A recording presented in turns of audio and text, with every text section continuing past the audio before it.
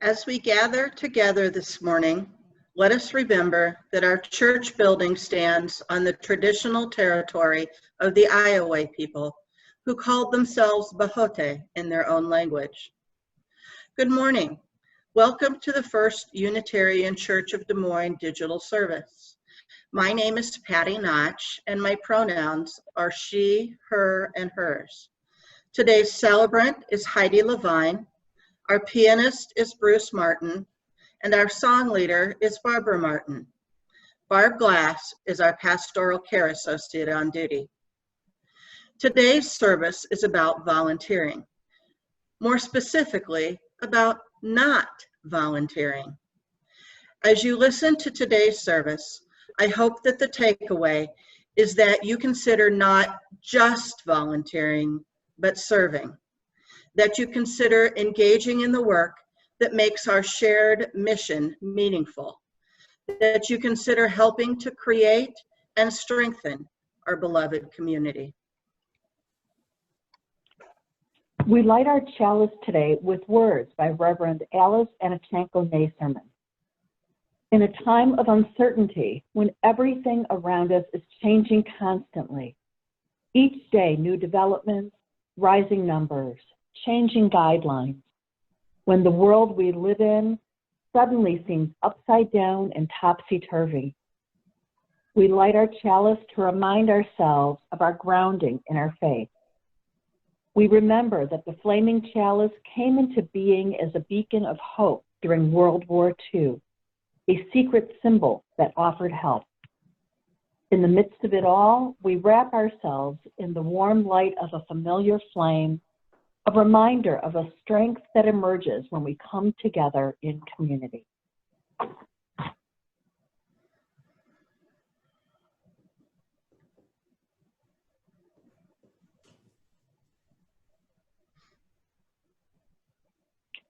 Our gathering song this morning is 347, Gather the Spirit.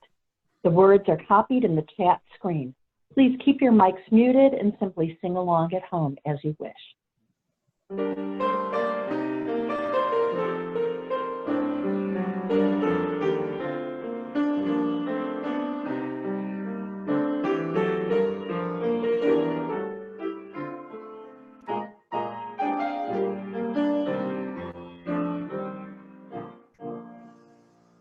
Gather the Spirit, harvest the power, our separate fires will kindle one flame. Witness the mystery of this hour, a training this light, a miracle of faith. Gather in peace, gather in thanks, gather in sympathy. Gather in love, compassion and strength, gather to celebrate once again. Gather the spirit of heart and mind, seeds for the sowing are laid in store, nurtured in love and conscience refined, with body and spirit united once more. Gather in peace, gather in thanks, gather in sympathy now and then. Gather in hope, compassion and strength, gather to celebrate once again. Gather the spirit growing in all, drawn by the moon and fed by the sun, winter to spring, summer to fall, the chorus of life resounding as one. Gather in peace, gather in thanks, gather in sympathy now and then.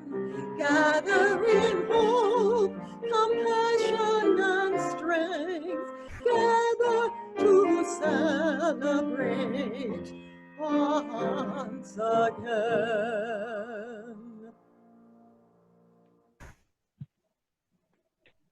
Welcome to the First Unitarian Church of Des Moines digital service. My name is Heidi Levine. My pronouns are she, her, and hers, and it is my joy to serve as your celebrant for this morning's service.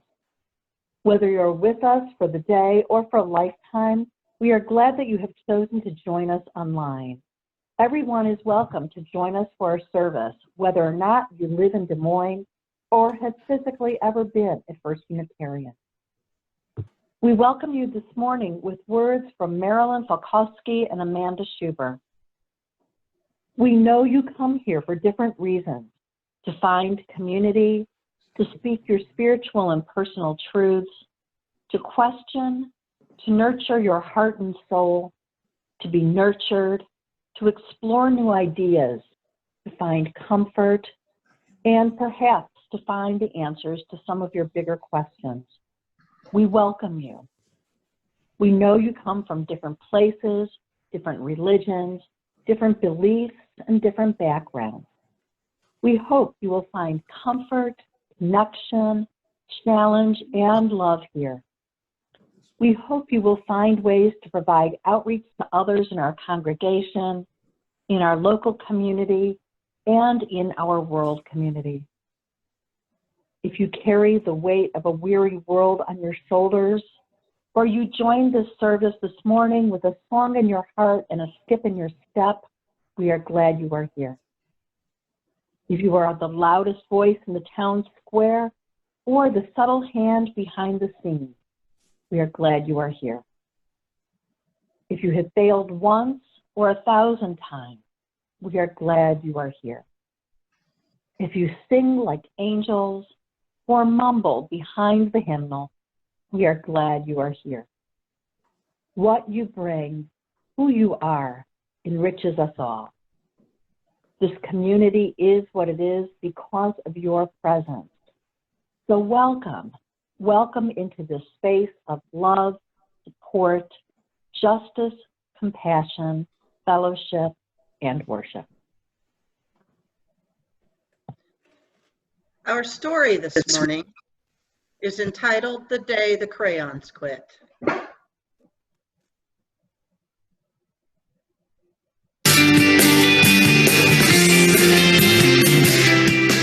The Day the Crayons Quit. One day in class, Duncan went to take out his crayons and found a stack of letters with his name on them. Hey, Duncan, it's me, Red Crayon. We need to talk. You make me work harder than any of your other crayons. All year long, I wear myself out coloring fire engines, apples, strawberries, and everything else that's red. I even work on holidays. I have to color all the Santas at Christmas and all the hearts on Valentine's Day. I need a rest. Your overworked friend, Red Crayon. Dear Duncan, all right, listen. I love that I'm your favorite crayon for grapes, dragons, and wizards' hats, but it makes me crazy that so much of my gorgeous color goes outside of the lines. If you don't start coloring inside the lines soon, I'm going to completely lose it. Your very neat friend, Purple Crayon. Dear Duncan, I'm tired of being called light brown or dark tan because I am neither. I am beige and I am proud. I'm also tired of being second place to Mr. Brown Crayon. It's not fair that Brown gets all the bears, ponies, and puppies while the only things I get are turkey dinners from Lucky and Wheat. And let's be honest, when was the last time you saw a kid excited about coloring wheat? Your beige friend, Beige Crayon. Duncan, Gray Crayon here. You're killing me. I know you love elephants, and I know that elephants are gray, but that's a lot of space to color in all by myself. And don't even get me started on your rhinos, hippos, and humpback whales. You know how tired I am after handling one of those big things? Such big animals. Baby penguins are gray, you know. So are very tiny rocks, pebbles. How about one of those once in a while to give me a break? Your very tired friend, Gray Crayon. Dear Duncan, you color with me? But why? Most of the time, I'm the same color as the page you're using me on. White. If I didn't have a black outline, you wouldn't even know I was there. I'm not even in the rainbow. I'm only used to color snow or to fill in empty space between other things, and it leaves me feeling, well, empty. We need to talk. Your empty friend, White Crayon. Hi, Duncan. I hate being used to draw the outline of things. Things that are colored in by other colors, all of which think they're brighter than me. It's not fair when you use me to draw a nice beach ball and then fill in the colors of the ball with all the other crayons. How about a black beach ball sometime? Is that too much to ask? Your friend, Black Crayon. But dear Duncan, as Green Crayon, I am writing for two reasons. One is to say that I like my work. Loads of crocodiles, and trees, dinosaurs, and frogs. I have no problems and wish to congratulate you on a very successful coloring things green career so far. The second reason I write is for my friends Yellow Crayon and Orange Crayon, who are no longer speaking to each other. Both crayons feel they should be the color of the sun. Please settle this soon, because they're driving the rest of us crazy. Your happy friend, Green Crayon. Dear Duncan, Yellow Crayon here. I need you to tell Orange Crayon that I am the color of the sun. I would tell him, but we are no longer speaking. And I can prove I'm the color of the sun, too. Last Tuesday, you used me to color in the sun on your Happy Farm coloring book. In case you've forgotten, it's on page 7. You can't miss me. I'm shining down brilliantly on a field of yellow corn. Your pal and the true color of the sun, Yellow Crayon. Dear Duncan, I see Yellow Crayon already talked to you, the big whiner. Anyway, could you please tell Mr. Tattletale that he is not the real colour of the sun? I would, but we're no longer speaking. We both know I am clearly the colour of the sun because on Thursday you used me to colour the sun on both the Monkey Island and the Meet the Zookeeper pages in your Day at the Zoo colouring book. Orange, you glad I'm here? Your pal and the real colour of the sun, Orange Crayon. Dear Duncan, it has been great being your favorite color this past year, and the year before, and the year before that. I have really enjoyed all those oceans, lakes, rivers, raindrops, rain clouds, and clear skies, but the bad news is that I'm so short and stubby I can't even see over the railing in the crayon box anymore. I need a break. Your very stubby friend, Blue Crayon. Duncan. Okay, listen here, kid. You have not used me once in the past year. It's because you think I'm a girl's color, isn't it? Speaking of which, please tell your little sister I said thank you for using me to color in her little princess coloring book. I think she did a fabulous job of staying inside the lines. Now, back to us. Could you please use me sometime to color the occasional pink dinosaur, a monster, a cowboy? Goodness knows they could use a splash of color. Your unused friend, Pink Crayon. Hey, Duncan, it's me, Peach Crayon. Why did you peel off my paper wrapping? Now I'm naked and too embarrassed to leave the box. I don't even have any underwear. How would you like to go to school naked?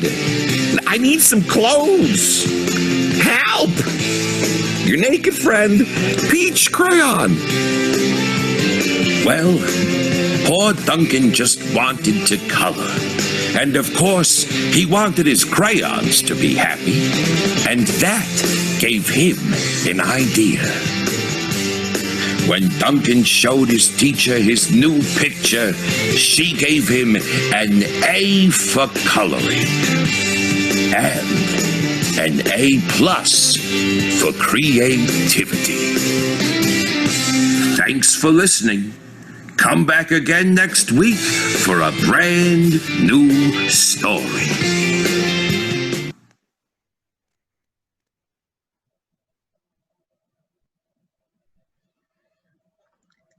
Our offering words this morning come from the Reverend Erica Hewitt. What we say yes to. The offering that we take each Sunday isn't just a stale habit. It's an opportunity to recommit to this place and to this people. Our offering is an affirmation, a yes. When we give, we say yes to something we value. With our gifts freely given, may we say yes to the values of our faith. May our offering help us practice Unitarian Universalism within and beyond our congregation as tools to empower our mission, to grow ethically and spiritually, serve justly, and love radically, so that we might continue to say yes to the things we value. The morning offering will now be given and received. If you would like to support First Unitarian Des Moines, there is a link to give in the chat right now, or please go to our website at ucdsm.org and click on Give in the top bar on the front page. When the pull-down menu opens up, click on Online Giving, and you can put any amount you like in the basket. You can also choose to make a repeating gift. Do remember that this month's Faith in Action partner is One Iowa. One Iowa's mission is to advance, empower, and improve the lives of LGBTQ Iowans statewide. Their vision is to seek to improve the lives of LGBTQ Iowans by protecting and advancing equality and inclusiveness through education, improving workplace culture, and increasing access to quality health care across our state.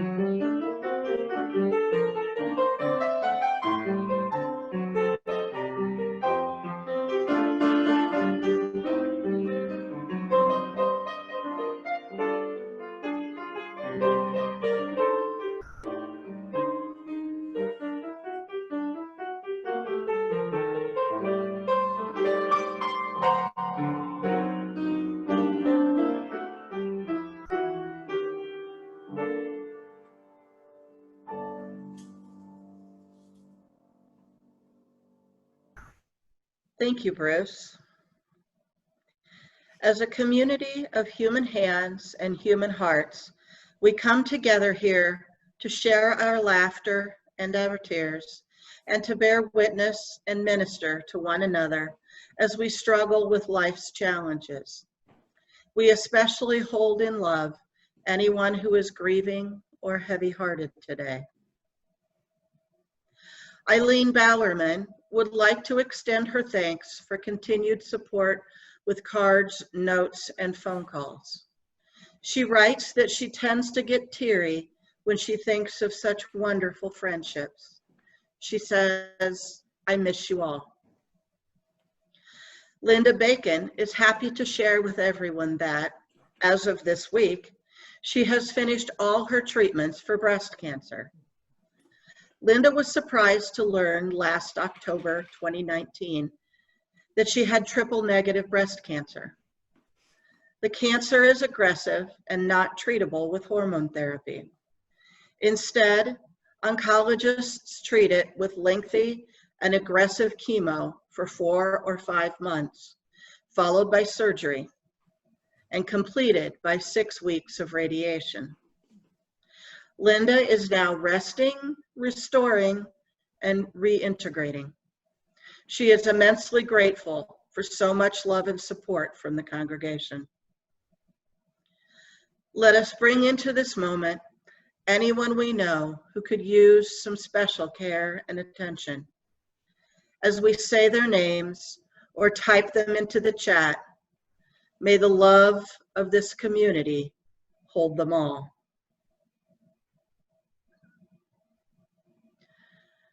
Within our community and across the wider world, there are people who are denied their inherent worth and dignity because of some fact of their inherent humanity.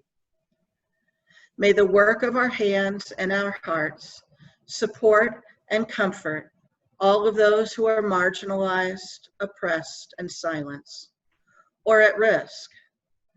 And may we be called to compassionate action by the needs of those who struggle against violence, degradation, and destruction. May our light shine on the broken places of the world, and may we journey in solidarity with all those who fight for equity and justice in human relations.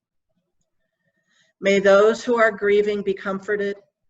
May those who are tired find rest. May the broken places be healed.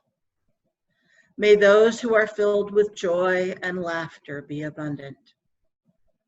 We now symbolically light 3 candles. One for the joys and concerns we have shared. One for the names we have spoken or placed in the chat. And a final candle for all of the joys and all of the concerns which are deeply held but remain unspoken here today.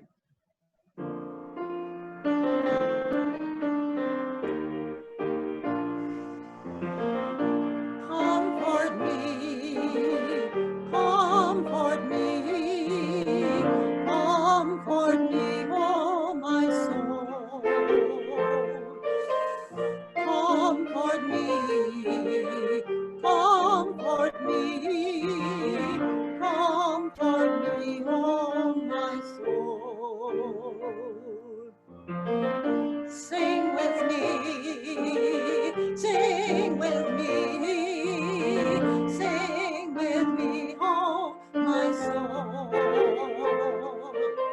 Sing with me, sing with me, sing with me, oh my soul.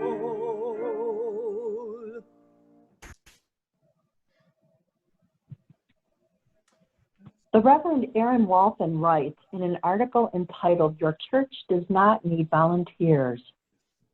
I balk at the nature of what it means to volunteer. To volunteer means that you are an outside resource, stepping in to help an organization in need. Volunteering is what we do when we pick up trash at the park, or build a house with Habitat, or help sort food in the local food pantry. Volunteering is what I do at my kids' school on Fridays. In other words, it's what you do at a place that is important to you, but not at a place that belongs to you. You cannot volunteer at your own church in the same way that you cannot babysit your own kid, because the church belongs to you in the same way our family does. It's your own place, your own people. So of course you help take care of it. Of course you do yard work and make coffee and teach the kids and sing in the choir and whatever all else it is you do for the home and the people that you love. A volunteer in most cases is just visiting, a flyby. Maybe it's a helpful flyby, but it's not the same as belonging to something. It's not the same as contributing to something bigger than you, something that's a part of who you are. Our meditation this morning by Reverend Alice Anicheka Naisman is a meditation on hope and love in a time of struggle. In a world so filled with brokenness and sorrow, it would be easy to lose ourselves in never-ending grief, to be choked by our outrage, to be paralyzed by the enormity of suffering, to feel our hearts squeezed tight with hopelessness. Instead, this morning, let us simply breathe together as we hold our hearts open. Breathing in as our hearts fill with compassion, breathing out as we pray for healing in our world and in our lives. Breathing in, opening ourselves to the transforming power of love. Breathing out as we pray for peace in our world and in our lives. Breathing in as we hold hope in our hearts. Breathing out as we pray for justice in our world and in our lives. May we know our strength. May we be filled with courage. May our love flow from us into the world. Amen. Blessed be. May it ever be so.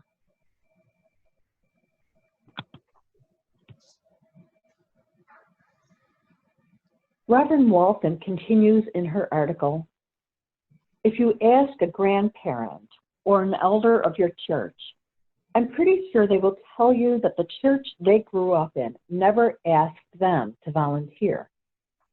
Historically, churches have asked people to serve as greeters, as Sunday school teachers, or on the building and grounds committee. Whatever the job, it was considered a service, a ministry. In other words, it's what you do at a place that is important to you, but not at a place that belongs to you. Call it serving, call it mission, or the ministry that we all share together. Maybe it doesn't invite visitors to ask you where the bathrooms are or how coffee hour works.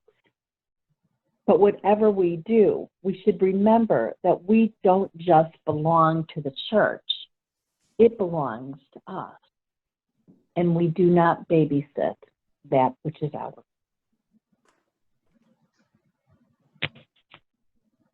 While keeping your mics muted, please join in singing hymn number 346, Come Sing a Song With Me. The words will be in the stream.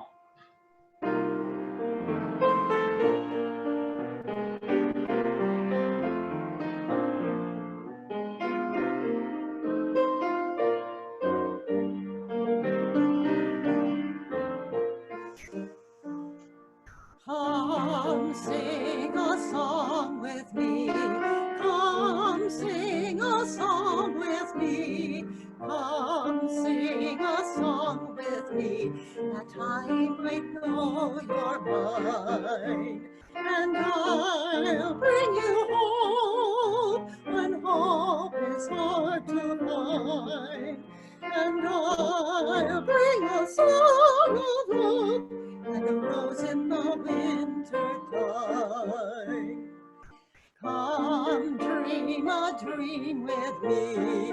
Come dream a dream with me. Come dream a dream with me, that I may know you're mine. And I'll bring you hope when hope is hard to find. And I'll bring a song of love and a rose in the winter time. Come walk in rain with me. Come walk in rain with me. Come walk in rain with me, that I might know you're mine. And I'll bring you hope when hope is hard to find. And I'll bring a song of love and a rose in the winter time. Come share a rose with me. Come share a rose with me. Come share a rose with me, that I might know you're mine. And I'll bring you hope when hope is hard to find. And I'll bring a song of love and a rose in the winter time.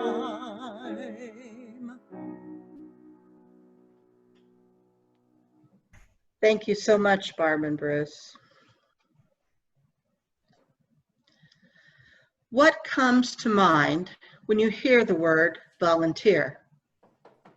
According to Merriam-Webster, a volunteer is a person who expresses a willingness to undertake a service.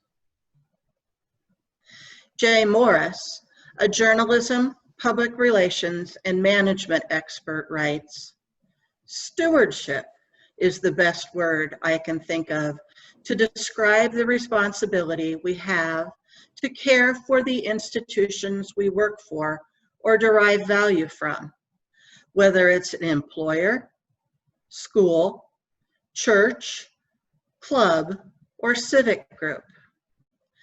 Every organization has its stewards. They use their time and talent for the betterment of the organization. They live the institution's values, carry on its traditions, preserve its history, and instill its culture.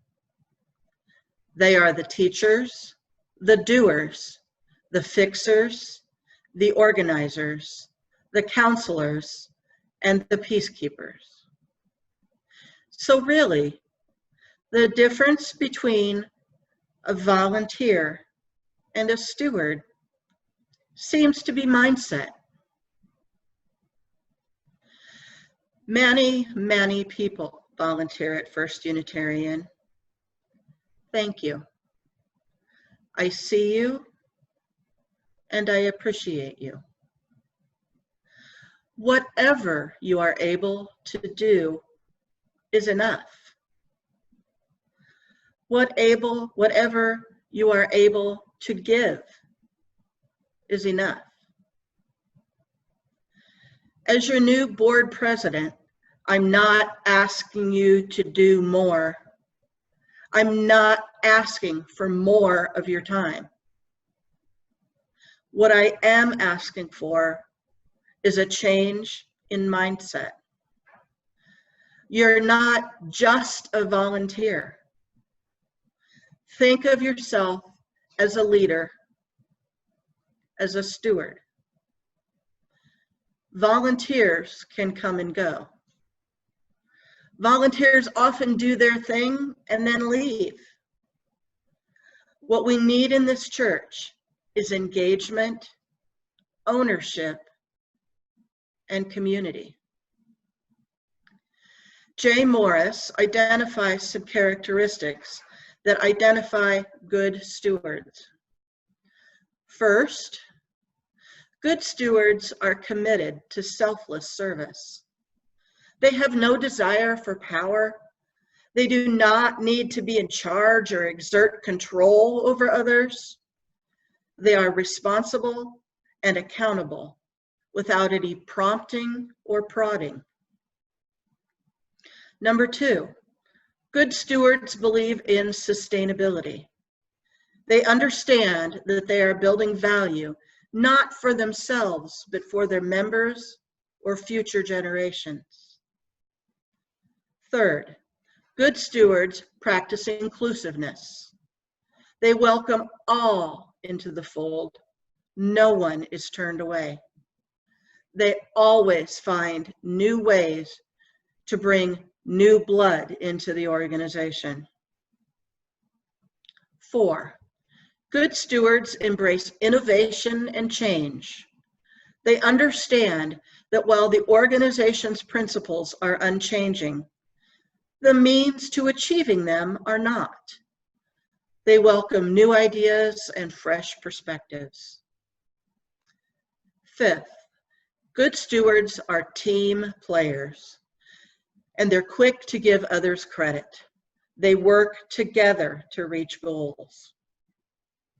And finally, good stewards believe in communication and being transparent. They gladly seek advice and feedback from their stakeholders. We do a lot of these things well at First Unitarian, but I think that we can do better. Over the course of the last several months, I've talked to longtime members who had never attended an annual meeting before this year. I'm happy that they were able to attend this year, but I'm disappointed that more people don't attend. This is our congregation, and we need to engage, participate, and lead. During search, we heard over and over that many people wanted a new minister to help increase our membership. But is that really a good goal? I propose that we need to work on ourselves as a community before we focus on growing the congregation. We need to do a better job of taking care of each other in this community. We need to build intimacy and find out more about each other and our lives. I consider the people in this church my family, and like a family, I want to know what's going on with its members. While social media partially fulfills this information and milestone sharing for many people, not everyone uses social media, and it's far from an authentic way of engaging. We can't be afraid to have the real and the hard conversations with each other if we want to build connection and community. We talk endlessly about transparency, which is a good thing, but there are still many red flags surrounding how we communicate in this congregation. 2 examples come to mind. The first of which is what I call the underground emails. Too often important and sometimes controversial items are sent by email and blind copied to only a select segment of the congregation. I've gotten these many times, and I want to apologize to those of you for whom this is news. Each and every time I've gotten these emails, I wonder why we can't discuss these topics publicly with everyone who is interested. We need healthy process in discussing items that affect the congregation and no more inner circles. We need shared leadership along with open communication.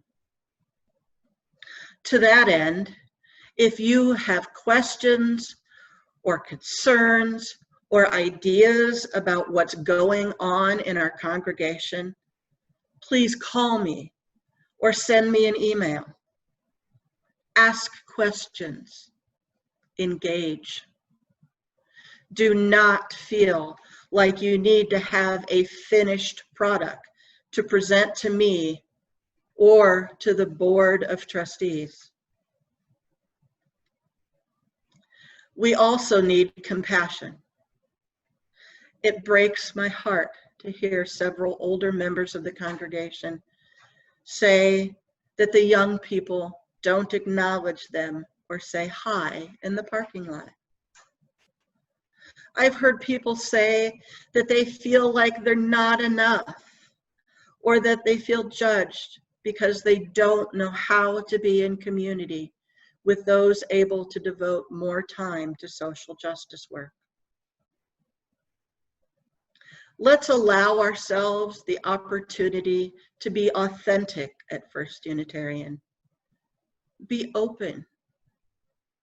Be vulnerable. Let's get to know each other better. Let's engage and invest in our congregation. Value each other. Share leadership. If the web of existence of which we are parts truly is interdependent, then there really is only the common good. Back in October of 2019, while we were in search, I guess that would be October 2018, time flies, I stood in front of the congregation one Sunday and asked people to step up and participate in the various congregational parts of the search process. You all should know that our congregation has been praised at the highest levels of UUA leadership for our process and for our call. Shortly after that Sunday, a person newer to the congregation at that time referred to me as that lady who yelled at us. I'm here today to apologize for yelling, but my message is similar. I'm here today to ask that we all step up and take ownership of our congregation and do our part in weaving a web of human community. To ask that we do more than volunteer. I'm asking that we consider ourselves stewards of this congregation. Really, what I'm asking for more than anything is a change in mindset. In the words of Reverend Dr. Michael Schuler, minister of the First Unitarian Society of Madison, Wisconsin, if you are proud of this church, become its advocate.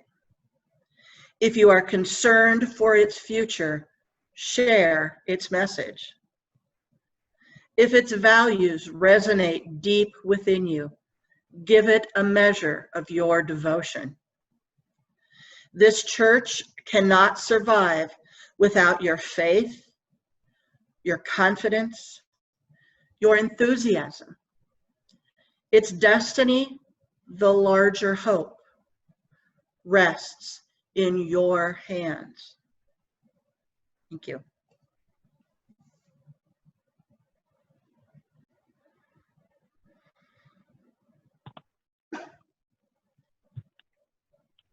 We extinguish this flame, but never the light of reason, the warmth of compassion, or the fire of commitment within our community.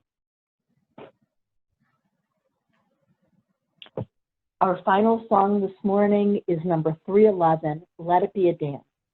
The words are in the chat screen. Please keep your mics muted and sing along as you wish.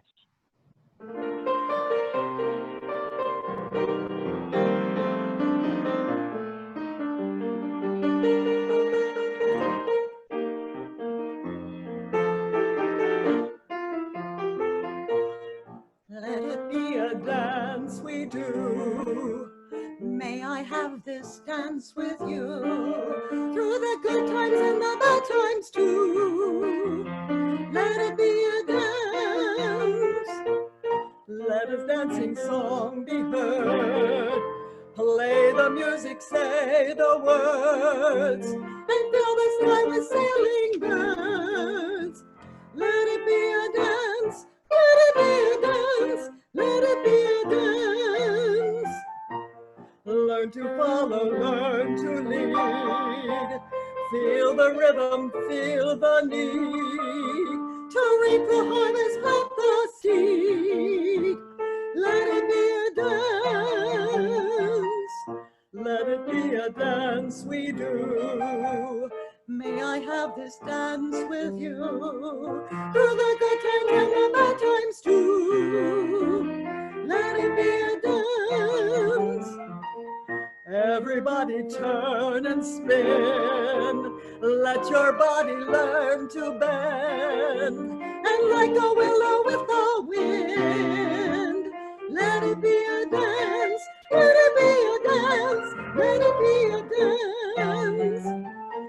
A child is born, the old must die. A time for joy, a time to cry. Take it as it passes by. Let it be a dance. Let it be a dance we do. May I have this dance with you through the good times and the bad times too. Let it be a dance. Morning star comes out at night. Without the dark there is no light. If nothing's wrong, then nothing's right. Let it be a dance. Let it be a dance. Let it be a dance. Let the sunshine, let it rain. Share the laughter, bear the pain. And round we go again.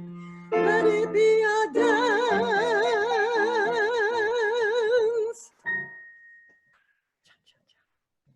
Thank you, Barb and Bruce. My closing words this morning come from Reverend Maureen Killeran. No matter how weak or how frightened we may feel, we each have gifts that can make a difference in the world. In this coming week, may you do at least one thing to support the broken, to welcome the stranger, to celebrate what is worthy, to do the work of justice and love. Be strong, be connected. Each day, act, so you may be a little more whole. Thank you.